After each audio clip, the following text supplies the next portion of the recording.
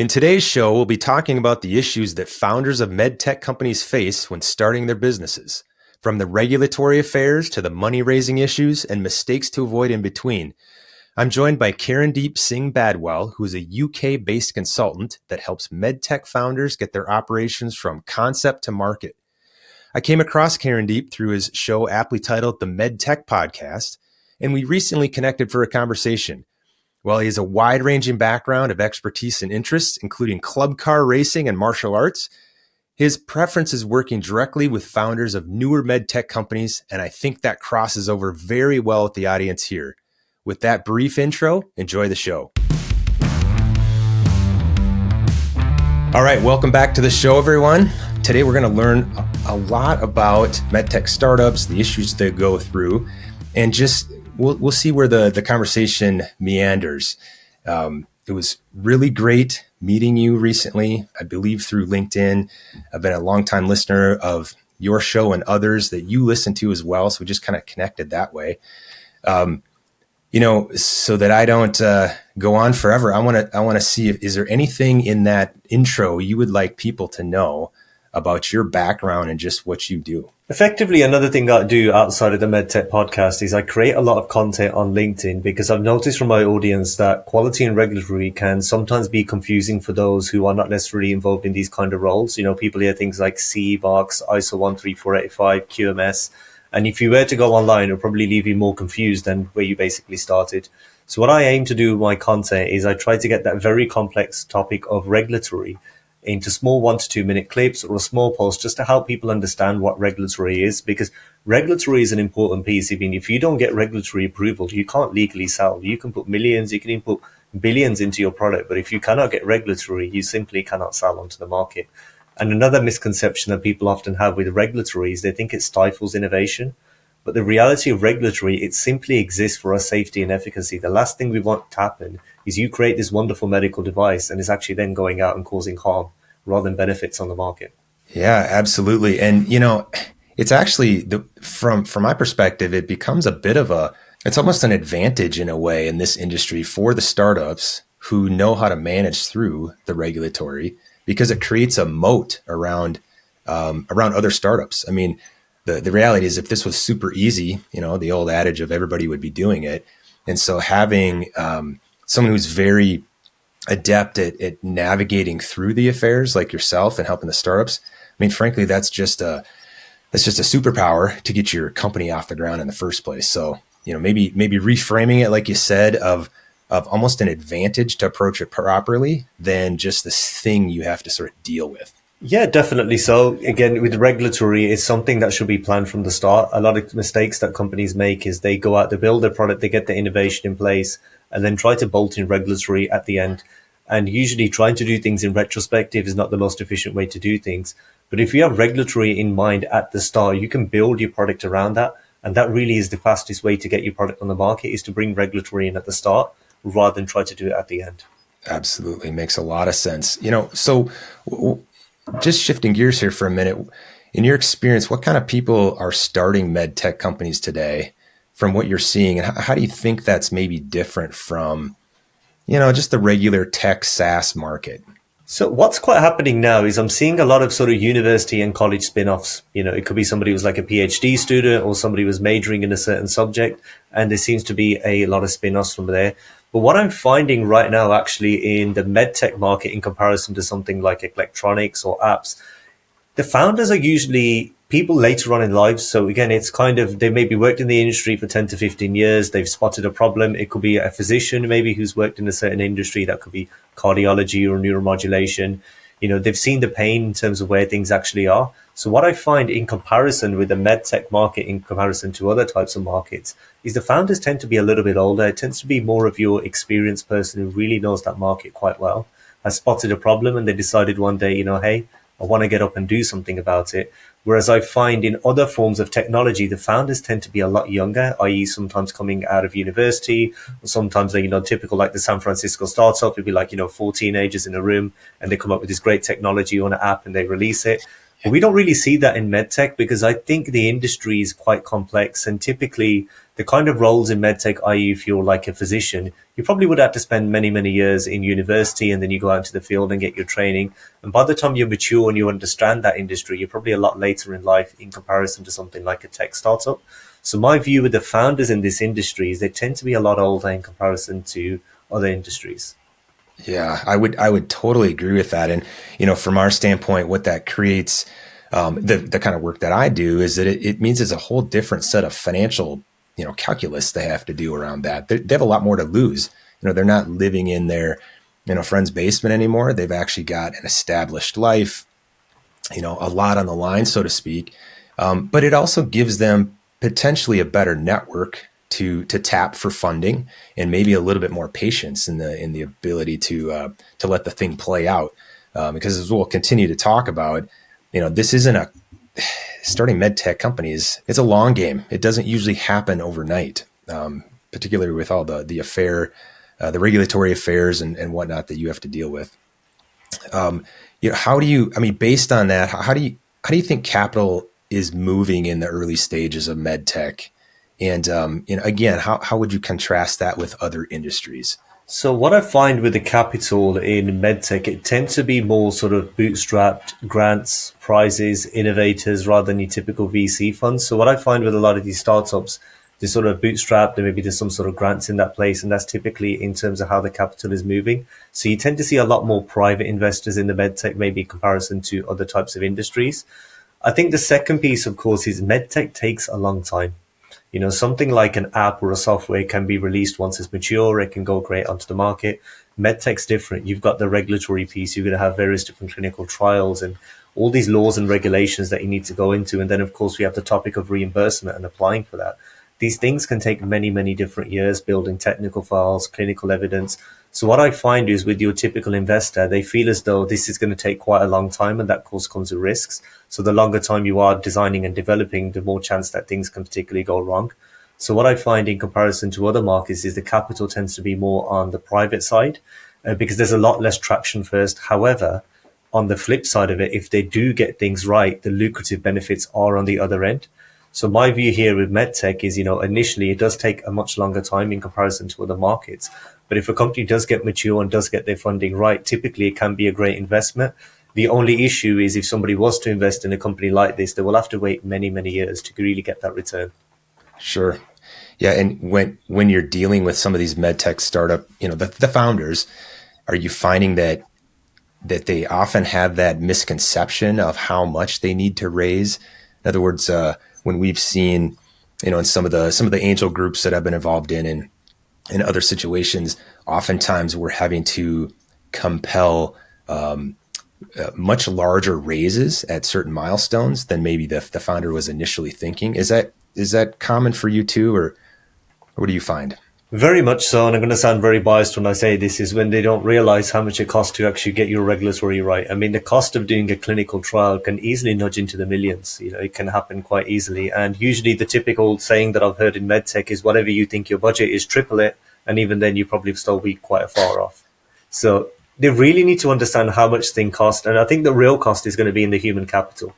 It's not necessarily the fees and things that you're going to be paying for these kind of assessments. It's how much human capital that you need. How much full-time staff are you going to need? How many specialist contractors or consultants are you going to need on board? What can potentially go wrong? Because if anyone's ever been in business before, not everything is smooth sailing. Things can go wrong, laws can change, expectations can happen, and a lot of things can happen within a company. So my view here is that companies grossly underestimate the cost of which they think it's going to take. So my view here, if anyone's listening, is even if you are very conservative in what you think your budget is, triple it, and you still will be probably far off in terms of what it actually costs in reality. Yeah, that is good. I'm glad to hear that affirmation, and it's good advice because, frankly, from an investor standpoint, if the ask is too low to some extent, it's almost not taken seriously. Like not.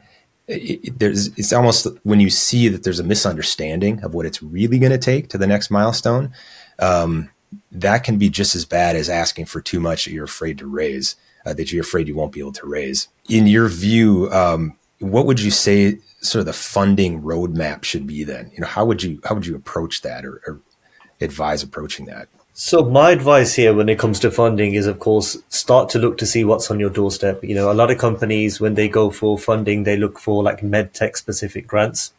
But just have a look at general business grants in your city. Are there any movements happening? Is there any particular grants towards technology? Is there any particular grants in employing people in your certain city? See what the governments are doing in the country you're in as well. There's a lot of grant funding out there that companies are missing out on and they don't see. But for me, again, the ideal sort of funding roadmap, of course, would be sort of look at the stage you're in and start working around that. So if you're something in like the pre-seed stage, you should be looking at thinking, okay, great, what risk classification does our device come into? What are the competitors like? Have that health economics at the start. So before you even proceed and pour tons of money into the company, is this product viable? Now, one mistake that I see companies make is they go to the market of which their product is going to get the fastest approval in, which is great, but is there a market for you? Or should you perhaps target a market of which is probably going to take longer to get the approval, but there's more people living with the type of condition or the kind of disease basically that you're trying to treat. So don't always go for where the fastest market access is, but go where your product is going to be the most impactful and then build as you go along. And then once you get to your seed stage, I think that's really where you want to start prototyping. That's where you realize what your risk classification is, which market you want to go into. And at that point, that's where you need to decide. But my sort of advice here, particularly on the regulatory side of things, is start building a quality management system very early on in the company. It doesn't have to be certified. It doesn't have to be QSMR or ISO 13485. But just having controlled document and record workflows helps build that traceability, because the mistake that companies make is they get the prototype, which let's say is version 1, and they get to version 5, but they don't really know the steps that they took to get from version 1 to version 5. And then again, with these kind of companies, people are sort of coming and going. They don't really know, okay, why did we add this feature on? Oh, you know, they don't understand why these parts might be there. So you need to build that full story from the start. And then sort of once you got to your Series A, it's at that point where you really need to start considering things like your regulatory submission and your clearance. So at the seed stage, it's all about building that foundation. Things are much easier if you build them in the foundation of the company rather than trying to bring them in retrospectively. Because if you have a system in place that grows with you, that's the best way of growing the company rather than trying to add these things on later. And is that part of what you do for some clients, is actually build those processes? Yeah, effectively. So what I often do with clients to start off with is I start off with a regulatory strategy. They often say, and what's happening now, typically, oh, currently we want to go to the US 510K because we can get a submission in a few months' time. I'm like, great. Have you looked at the US market? Have you looked into reimbursement? So just because you get a regulatory approval doesn't necessarily mean that your product's automatically going to start flying off the shelves and selling itself, because selling is another thing. So what I often do with companies is build that strategy with them to try and work out, you know, where is the product can be most impactful, and then sort of even just build what I call like a regulatory light or a QMS light process. And then as they get more and more towards Series A, we sort of ramp that up. So the idea being is that regulatory and quality is sort of built in rather than trying to bring it in later on. Excellent. So, you know, kind of backing up a step, have you seen some deals that where maybe the equity was just a little overpromised, or I don't know, maybe poorly structured? What have you seen? Maybe, and let's maybe see if you've got a horror story around this, and then also maybe an example of a very good story. So one of the stories somebody told me, an investor, was cheap cash can be the most expensive equity. And it was quite interesting when the person put it that way. So the injection of cash doesn't automatically mean that the company is going to know what they're doing. So what happens is companies sometimes over give the funds without really having any clear deliverables. So what I really think, if someone's going to be investing in a company with equity as well, is you need to have clear deliverables. What are you looking for? Do you want them to be on the market within X amount of time? Is it that every few months you want to see how they're progressing with certain things? There needs to be deliverables. And I think that's what companies are making the mistake of as well. And another issue I have is companies that I see of, again, if you give somebody too much cash, they don't really know how to allocate it in some cases. So they may think, oh, great, you know, we got an extra 10 million. So we're going to get a fancy office and we're going to get all these sort of big screens in there. And so what I find with companies is if you're just going to give them money, they need to know what to do with it. And it's the classic case of if you ever hear of somebody winning the lottery, it's the first time they've ever had millions and millions and they just end up squandering it within a couple of years and back to where they were. So there needs to be a strong plan in place. And I think the funds should be allocated by milestone basis. You know, so you release a certain amount, they reach the milestone, then you keep releasing it rather than sort of giving cash to it straight away as well. Another one, of course, is not getting your intellectual property in place. The last thing you want to do is put tons of equity into a company, yet the idea is not protected. So IP needs to be there very, very early on to make sure that that is basically protected as well. So I think that's really is having a strong strategy in mind, allocation of where the funds are going, how they're going to be used, and having deliverables in place is the best way of doing it. And that's basically where that soundbite that I was mentioning earlier is that cheap cash can be the most expensive equity. Absolutely. Yeah, that's excellent advice for sure. I guess so. Let's say you get past that part. Maybe your structure is not ideal, but it's working well. I guess now we got to make some sales. We actually have to sell some things, and I'm sure we've both seen different founders that they're getting the regulatory clearance, but they're just not making the sales. Why is this still happening in your view? Again, it does pain me again. So I'm also a judge for Medtech Innovator and Mass Challenge. And the last thing I want to see is sitting on a table and somebody says, hey, Karandeep, we have regulatory approval, but we've had no sales for 3 years. And I'm like, my God, you've gone through like one of the most painful processes in Medtech, and then you've got no sales. And again, it's a great achievement to get regulatory approval. But I think it really stems down to one thing. There's a difference between something that is vital and needed and something that is just a nice to have.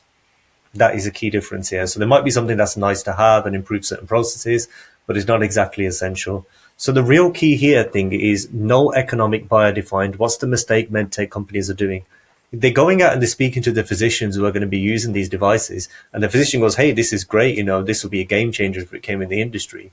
But the physician's not the one buying. It's the hospitals, it's the insurance companies, it's the healthcare providers.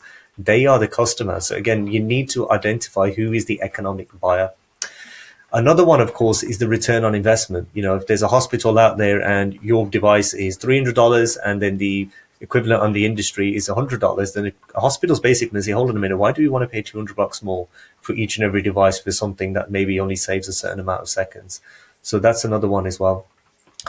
Another one, of course, is the reimbursement pathway. So, of course, if you're going to be selling into the US, and again, the US is based on health insurance, you need to be looking at the reimbursement codes of which you have and seeing if it's economically viable for you to sell that medical device under those reimbursement codes. So it really is a mix of not looking into who the end buyer is, not understanding who is the person that's going to be buying the products off you, and also not looking properly in terms of the reimbursement pathway. And of course, another one is reimbursement. Again, just like regulatory, can take a long time. It can take a few years. The last thing you want is to get your regulatory approval and then you're sitting for another few years just to get that reimbursement anyway. Yeah, absolutely. I mean, it's kind of I think you maybe mentioned this earlier when we were talking. Just the balance medtech companies have to find between sort of building the right thing versus building the right business model. Maybe I've heard that on one of your podcasts before, but it just speaks to that of making sure that you're building something people actually need and are going to clamor for, and you have the right buyers for it. You can have a really efficient business. If you're not selling anything, it doesn't matter. Angel investing in medtech, it sounds exciting. I've been involved in it a little bit, on the other end. But from your view, how realistic is it for founders to get all the funding they need through the angel investing pathway? What have you seen there? So, of course, there are benefits with angel investors in comparison to working something like a VC fund. Typically, I find with an angel investor, they'll be a bit more focused. Their money's not as spread out as something with like a VC fund, where a VC fund could be within hundreds of companies, angel investor maybe just within tens of companies. What I find is typically there is a longer hold and the exits are a little bit more difficult when you have angel investing, depending on how much money is invested in the company as well. So typically there is quite a longer process as well. And also with the due diligence, I find typically with angel investors compared to something like VC, the due diligence process tends to take a little bit more longer as well. That's another wide. I agree. The upside, of course, is it depends on who the angel investor is. I mean, if you have an angel investor who's a subject matter expert in your field, who is known in your industry, great, because you can also leverage the name of that angel investor. And because that angel investor has the right connections, they can potentially put you in the right place with the right people that you need to speak to. So that is the benefits of angel investing. But typically what I find with companies is they should look at multiple avenues of funding. They shouldn't just stick to one. So they may have an angel investor on one side and they have grant funding on the other. They could also potentially go public on the market and have them sell some of their shares. But my view here is the best companies out there often have a blend of investment strategy rather than just sticking to one. Yeah, I agree, and it is possible, but to your point, it can take a little longer. You need to just think about it from the investor side. Some of these groups may have expertise in the field. They may have just one or two people in the actual angel group that has expertise, and the rest are experts in another field. And so they're trying to, and they're putting in personal capital. This is very personal to them. So the process might take a little longer, a little more careful diligence. Whereas a fund, or maybe a large company that's got an incubator program, they might be doing it a little bit more on volume. And so while they're still going to do the due diligence to the best of the ability, it's going to move quicker. They're going to have more investments in that fund, do it on a numbers basis. And the angel groups are going to do fewer and be much more careful. So it's not that it's not a good pathway. Just know what you're going down so you save yourself time, because time is of the essence when we're raising money here. And these companies need to get to a no as fast as possible. Think about it that way versus getting to a yes. Just I got to get to a no as fast as possible so I can move on. Now, you've probably worked with founders who, if they get to the end of the finish line on say their 510K, they think that's it. But what should they be preparing for next? So regulatory is not just a one-time exercise and that's it, you're done. Well done for getting your regulatory approval, but now you've got to keep this going. You've got things like post-market surveillance. Your product potentially may go wrong onto the market, and then you may have recalls. So a quality management system is something that's living. You're constantly going to have things like customer complaints, customer feedback. You can have CAPAs, you can have corrective actions as well. The thing is with the regulations, new things are always coming out. There's always new white papers, guidance documents coming out that you have to keep on top of. So regulatory is an ongoing process. Again, another part of regulatory is if you make any what's known as substantial changes to your device, then that's almost like a partial submission, effectively, in terms of where you're going to be working with that as well. Now, also with the regulatory approval, you're now selling into hospital systems. So straight away, that in itself is going to have a problem. If you're dealing in the physical device space as well, outside of software, you're going to have things like distribution. You're going to have things like importing.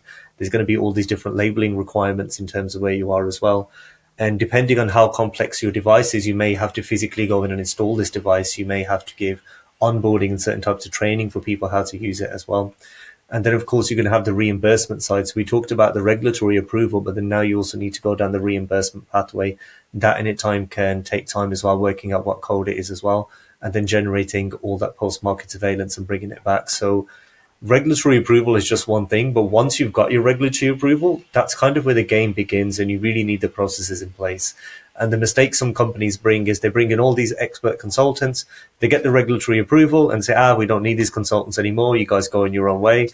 And they don't manage it properly. And then a year later, they're due for an audit, and then they try to bring the consultants back in. And then I say to a company, well, I cannot make up a year's worth of records in the space of a week. It's just not something that's possible. Yes. Yeah, I guess in that way. And certainly it's your business, so it may sound biased, but from my perspective too, keeping someone who's an expert like yourself on retainer is really more of an investment than an expense in the way that you just described it. Because if they get out of sync too far and now have to go back and recreate the wheel, that's probably more expensive. Have you seen that, or am I far off, or what's your experience there? It does happen. So what happens with companies is they have a great sort of quality management system in place. They get the regulatory approval. They neglect it for about a year. And then a couple of weeks before the audit, they try to bring somebody back in. And the whole system's just become a complete mess. People have left the company. It's not been running as they're supposed to. And sometimes it's actually more expensive to try and rebuild that thing than if they just sort of maintained it. So yes, by all means, once you've got your regulatory approval, you can back off a little bit, but you effectively enter what's known as maintenance mode. You can't pause quality and regulatory, but you can enter a maintenance mode for it. And I think that's where companies are doing it. And they just think, oh, great, this guy can come in, we'll just pass the audit and then not worry about it again for the year. But what companies don't realize is, quality is a living process. It's happening every single day. It's not something that's just a one-time exercise. And then, of course, the other mistake that companies are making is you are susceptible to unannounced audits at any given time. If the FDA does not think that you are doing what you're saying you're doing, they can knock at your door at any given time and then come and do an audit on you. And if we're in the EU as well, if you're in the EU MDR and you have a sort of notified body audit, once every 5 years, they have to come and do an unannounced audit on you. That means they can knock on your facilities at any given time and say, hey guys, we're here to do an audit. You can't stop them because immediately we get an audit fail. And the same thing with an FDA inspection as well. So when companies always say to me, when should we be ready for an audit? I answer every single day. You should be ready for an audit at any given time.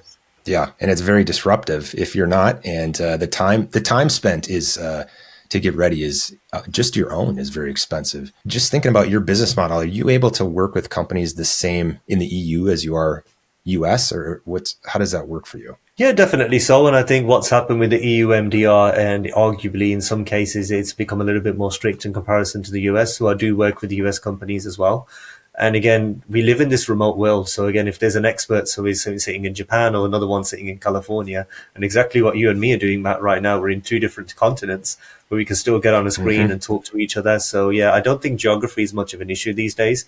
But of course, the only caveat to that as well is, if you're basically a European-based company and you want to sell into the US, of course, you need a US agent. Likewise, if you're a US-based company and you want to sell into the EU, you're going to need an EU authorized rep. But my sort of opinion is, you should at least have one person boots on the ground of whichever country you're trying to sell into. So if there's an issue, they understand the language, they understand the culture and how to go about things. Yeah. And well, I guess with that said, are there times when you find maybe it's better to use a pathway through the EU than to start through the US? And, is that, I guess I'm kind of teeing you up for this question, but I would assume you have a little bit more experience on the EU to take through that pathway.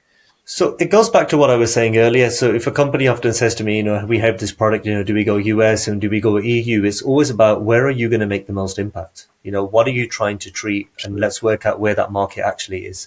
The second one, of course, is let's look at the reimbursement pathway. Let's look at where it's going to be made most sense for you to sell this product. Is it going to be the US? Is it going to be the EU?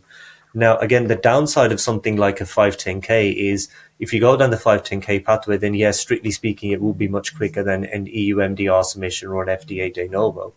However, you are substantially equivalent to something that's already out on the market. So what's your unique selling point? Your intended use and what you're trying to treat is based off an existing device. So what you've basically created is almost in a sense is a Me Too device, which means you don't really have any novelty. And that's really where sort of the de novo pathway and the FDA really stands out, is you can have something completely novel and you'll be the first of it. So faster isn't always better. So because that's the downside of the 510K program is there's already something like that already on the market. Yeah, very good. Very good understanding. Of course, I just know some of these things on the periphery as an investor, and it's just fascinating to talk to someone on the front lines like you helping companies get up and running. I guess I just, on a personal note, when you're not helping startups or working on strategy, what are you doing outside of work? So one thing I love doing is hiking. So, I live about just an hour away from the Peak District in the UK, and I live about 3 hours from the Lake District as well. And one thing with the UK, we have some of the best countryside in the world. So if anybody loves hiking and they love going out into the country and that sort of thing, so I love hiking as well. I did kickboxing for many years when I was younger, and I got into mixed martial arts at around about 10 years ago. So I love doing mixed martial arts. I think it's a great exercise. It's wonderful because it trains every single part of your body. It's a really good, great body workout. And another thing I love doing is I'm an addict when it comes to the sauna. So, I love just going in the evening, sitting in the steam room in a sauna. And there's some people are crazy when I do this. I love going from the sauna and jumping into an ice bath and back in the sauna again. And it just sort of helps me sort of relax and that sort of thing. I also do clay pigeon shooting here in the UK as well. So I own a few shotguns and I love going shooting on a weekend. It's quite common here in the countryside in the UK. And another hobby of mine is cars. So I'm quite regularly at car shows. I love going to the track and racing cars. So quite varied as well. And then in the evenings, wow, I love to read as well. Yeah, that's excellent. What a well-rounded set of hobbies. That's great. You're a man after my own heart, though, with the sauna. I'm here in Minnesota, and that is a Scandinavian favorite, of course. And so we love to get in the sauna and then jump in the lake. It's kind of crazy, but it's really refreshing. We love it. Well, I guess as we're just wrapping up here, maybe just leave us with how people could contact you, how maybe you could help, and maybe one piece of advice that you'd want to leave listeners with. Sure. So if anybody wants to connect with me on LinkedIn, and Matt, I'll give you my email as well. So if anyone has any questions, feel free to get in touch. But the one piece of advice is, I remember a teacher saying this to me. So I actually went to Roman Catholic school, and it was actually the priest who said, "What shade of green are you waiting for?" And that's really something that struck a chord with me. And he gave this analogy of somebody sitting at the lights and the lights go green and that person doesn't move. If the lights are green and you can move, go ahead and make that move. What shade of green are you waiting for? Oh, that is excellent. That sounds like a sticky note that I need to put on my PC. Frankly, that is get the perfectionist moving. Basically, that's excellent. Well, this has been fantastic, Karandeep. I really enjoyed talking with you. I learned a lot myself. I hope the listeners did as well. And we'll have show notes listed that you can find contact information. Reach out to me. Reach out to Karandeep with any questions you have. And again, thanks for listening. This has been the Medtech Wealth Advisor. And remember, financial freedom takes more than money. So find your purpose, make a plan to live your life well. Take care of each other out there. Investment advisory services offered through Savvy Advisors, Inc. Other entities and/or marketing names, products, or services mentioned here are independent of Savvy Advisors, Inc.